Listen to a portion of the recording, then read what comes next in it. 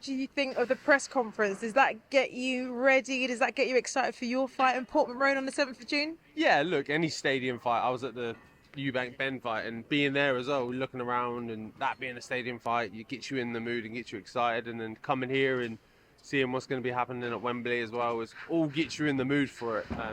But things are going great. I'm well prepared, so I don't need any more kind of egging on to get ready for this. But it's nice to just be in the mix of these bits as well. Yeah, no, absolutely. You've had two great wins against an Olympian, you know, somebody that's won an Olympic medal. How does that make you feel going into your next fights? Yeah, look, it's great. It's great to prove myself against those kind of caliber of opponents.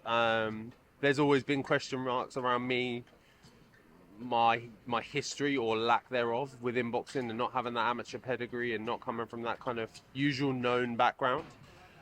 So it's nice to kind of prove people wrong, dispel rumours and things like that. But that target and that kind of section of my boxing career is done and ticked off. I think I've proved enough now, so I really just need to kick on and fight the likes of the Millers and those type of guys to be aiming for the world titles I think I deserve. Yeah, absolutely. Well, you're not the underdog anymore. So going into this fight against Miller, how do you feel? What are your tactics? I mean, you've got, you know, the whole of Portman Road on your side. And is that going to spur you on even more? Or is that more pressure?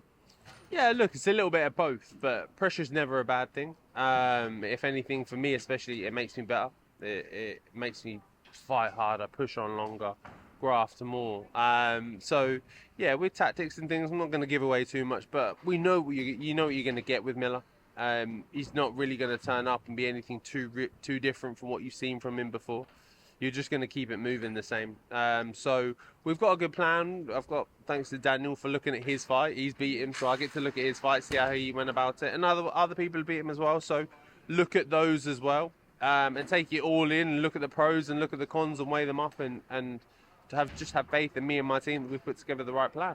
Yeah, no, you know, you've obviously got the next fight to focus on. That's with Miller. But is there a path to fight the likes of Dubois after this hopefully victory on the 7th of June?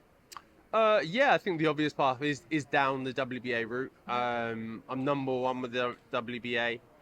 This Miller fight is obviously just not a tick over. It's more of a proving point, really, because when I got pushed to number one, I think a few eyebrows were raised and people were maybe question marking why I got elevated so quickly. So I was like, all right, cool.